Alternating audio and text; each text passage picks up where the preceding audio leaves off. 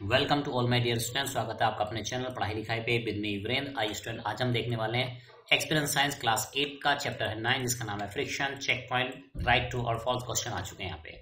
First question, the force of friction remains constant no matter what the nature on the surface. कह रहा है कि force of friction हमेशा constant रहता है, ऐसा नहीं है, ये चेंज होता रहता है। Next, the force of friction acts in a direction opposite to the direction of the motion, यानी फ्रिक्शन फोर्स मोशन की हमेशा अपोजिट डायरेक्शन में लगता है। Yes, it is true.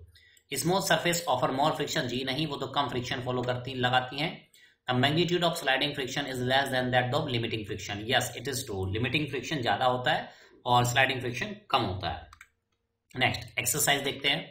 Tick the correct option आ चुके हैं यहाँ पे। पहला question, which of the following does not reduce friction, इनमें से कौन सा फ्रिक्शन नहीं घटाता है? तो कोरुगेटेड सरफेस फ्रिक्शन को बढ़ाती है, बाकी सब सरफेस फ्रिक्शन को घटाती है। Next, on which principle do ball bearing work, ball bearing rolling friction के कॉन्सेप्ट पे वर्क करते हैं। What is the name given to the type of friction existing between two surfaces when there is no relative motion between them. जब दो object surface motion में नहीं है उस टाइम पे कौन सा फ्रिक्शन लगता है? तो स्टैटिक, रुका हुआ है ना। Why are roller use in shopping car, shopping car में रोलर क्यों यूज करते हैं? क्योंकि वो स्लाइडिंग फ्रिक्शन को रोलिंग फ्रिक्शन में कन्वर्ट कर देते हैं। नेक्स्ट वन, राइट, ट्रू और फॉल्स क्वेश्चन आ चुके हैं यहाँ पे। First question, the force of friction acts along a direction which is opposite to the direction of the motion of the body, यानी कि ये हमेशा डायरेक्शन ऑफ मोशन के अपोजिट में काम करता है। Yes, it is true. Sliding friction is more than static friction, false है, स्टैटिक फ्रिक्शन ज्यादा होता है। ठीक है। It is always easier to pull a luggage which is fitted with roller, एक ऐसी चीज जिसको रोलर लगे उसको खींचना आसान होता है। यस, इट इज ट्रू, क्योंकि फ्रिक्शन कम हो जाता है। Rolling friction is less then sliding friction, yes it is true, rolling friction तो सबसे ही कम होता है। Meteors are called shooting star, yes it is true। Short answer type question यहाँ पे आ चुके हैं। फर्स्ट क्वेश्चन देखेंगे हम यहाँ पे। What does the soles of our shoes wear out gradually, हमारे जो शूज होते हैं उनके सोल जो होते हैं, तलवे जो होते हैं, तले जो होते हैं, वो घिस जाते हैं, क्यों? जानते हैं।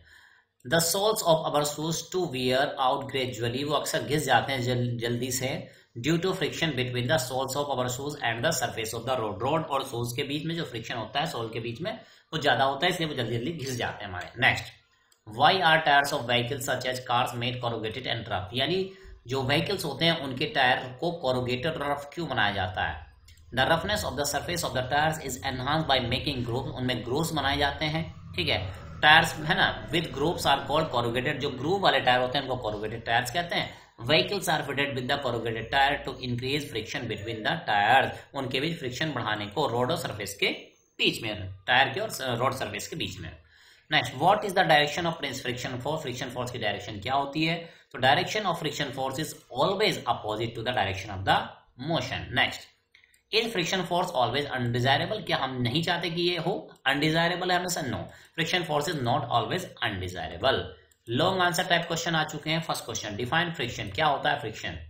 ठीक है, और कौन कौन से फैक्टर होते हैं जिन पे फ्रिक्शन डिपेंड करता है, एग्जांपल देके समझाना। चलिए, friction force, the force acting along two surface, दो सरफेसेस के बीच में लगने वाला, जो कॉन्टेक्ट में होती हैं उनके बीच में लगने वाला फोर्स, जो अपोज करता है motion of one body over other, एक बॉडी की दूसरी बॉडी के ऊपर मोशन का अपोज करता है, उसको कहते हैं friction force. Friction between two surfaces depend on the following two factors, कौन कौन से हैं वो दो factor? The nature of the two surfaces in contact, nature जो होती है दो सरफेसेस की जो कॉन्टैक्ट में, उस नेचर पे। The force with which the two surfaces are pad, दो सरफेसेस को किस फोर्स से आपने दबाया है उस पर भी डिपेंड करता है। Nature of the two surface in contact, friction depends on the smoothness, यानी जो सरफेस है वो कितनी रफ है या स्मूथ है, इस बात पे डिपेंड करता है। Two surfaces which are in contact with each other, इस बात पे भी डिपेंड करता है। मोर द रफनेस, ज्यादा होगी roughness, greater is the force, जितना ही ज्यादा हो जाएगा force of friction. If the surface two object are press together with greater force, ज्यादा फोर्स से दो सरफेस दबाई गई है, प्रेस है एक दूसरे से, the force of friction increase, इससे फोर्स ऑफ फ्रिक्शन इंक्रीज हो जाएगा।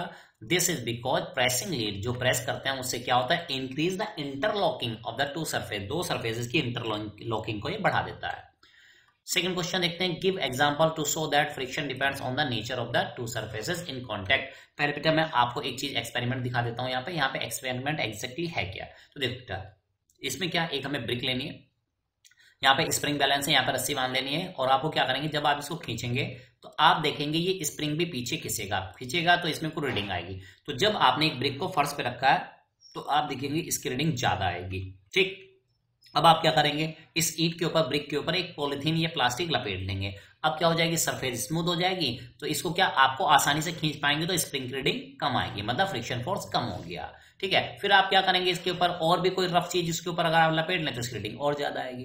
तो यानी जैसे जैसे रफनेस आप बढ़ाएंगे स्प्रिंग रीडिंग बढ़ती जाएगी, फ्रिक्शन फोर्स बढ़ते जाना है। तो ये है आपका एक्सपेरिमेंट। चलिए इसी चीज को पढ़ लेते हैं। Procedure, place a brick on the floor, एक फर्श पे ईंट रख ले, tie a string around it, उसके चारों तरफ एक स्ट्रिंग रस्सी मान ले, fix spring balance to the string, रस्सी पे स्ट्रिंग क्या कहते हैं, स्प्रिंग बैलेंस को फिक्स कर ले और उसको खींचे। नाउ जेंटली पुल, उसको खींचे।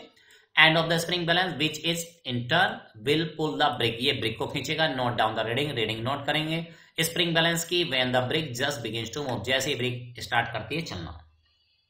ऑब्जर्वेशन आप पाएंगे, the reading on the spring balance indicates a measure of the force, ये फोर्स को बता रही है between the surface of the brick and the floor के बीच। अब आपको फिर से भाई काम करना, नेक्स्ट रैप द पॉलिथीन। अब जैसे क्या करेंगे आप, ईंट पे पॉलिथीन, तो आप देखेंगे हार्ड सरफेस जो है ईंट की वो कांटेक्ट में नहीं है, पॉलिथीन कांटेक्ट में। Around the brick repeat the activity, same चीज आपको रिपीट करनी है। तो आप देखेंगे reading on the spring balance is lesser, अब वो लेस हो चुकी है, कम हो चुकी है। This indicate the polythene bag make the surface of the brick smoother, इससे स्मूथ हो चुकी है compare to the earlier, hence the force of friction with the floor decreases. ठीक है, इसी तरह आप क्या करेंगे, द कॉयर रॉप आप लपेट देंगे इसके ऊपर, make the surface of the brick rough, इससे वो और ज्यादा रफ हो चुकी होगी टू द इनिशियल केस से, hence the force of friction with the floor increases, force of friction increase हो चुका होगा। Friction depends on the nature of the two surfaces in contact, friction depend करता है दो सरफेसेस की nature कैसी है जो आपस में कॉन्टैक्ट में है। थर्ड क्वेश्चन देखेंगे, state the causes of rolling friction, rolling friction के कारण बताने क्यों है। तो चलिए जानते हैं।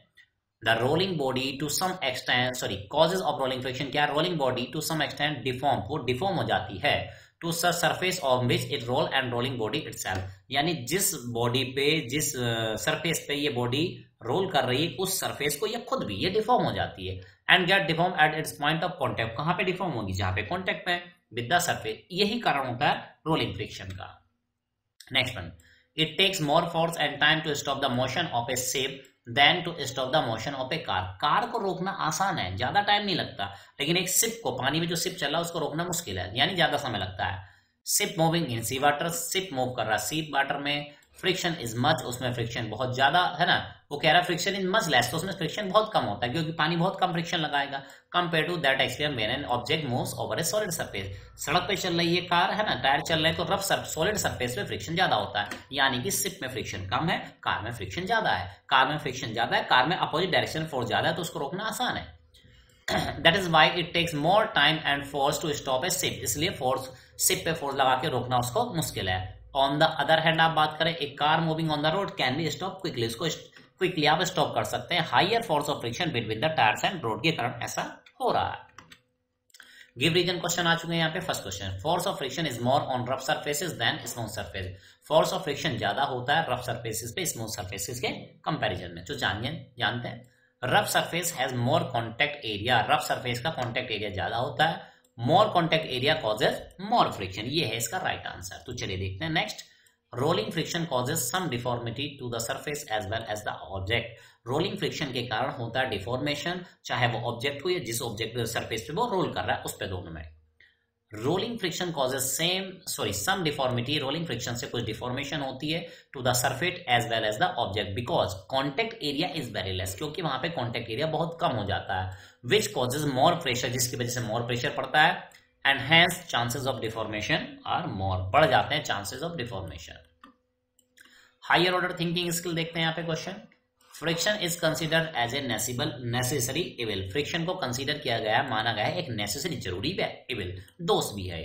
Do you agree with this statement, क्या आप एग्री है इस स्टेटमेंट से, और would you rather live in world without friction, क्या आप ऐसे वर्ल्ड में रहते हैं जो बिना फ्रिक्शन के हो, आप रहना चाहेंगे। Conduct a debate in the class, चले जानते हैं। Yes I am agree with this statement, हम एग्री है इससे कि ये नेसेसरी इविल है। No I would not like to live, ठीक है, आई वुड नॉट लाइक, ठीक है, टू लिव है ना, इसको काट देंगे, डबल आ गया, इन ए वर्ल्ड है ना, इन ए वर्ल्ड आर आ जाएगा, वर्ल्ड विदाउट फ्रिक्शन, हम नहीं रहना चाहेंगे ऐसे वर्ल्ड में जिसमें फ्रिक्शन ना हो, because friction is also useful in life in many processes. तो चलिए स्टूडेंट, इस तरह माय डियर स्टूडेंट आज आपने सॉल्यूशन देखा इस चैप्टर का, फ्रिक्शन चैप्टर का। कमेंट बॉक्स में कमेंट कीजिएगा कि आपके लिए हेल्पफुल है किस स्कूल से वो बिलोंग करते हैं आप, who is your best teacher, comment box में कमेंट करते रहिएगा। मिलते हैं नेक्स्ट वीडियो में, तब तक के लिए लेते हैं बाय बाय।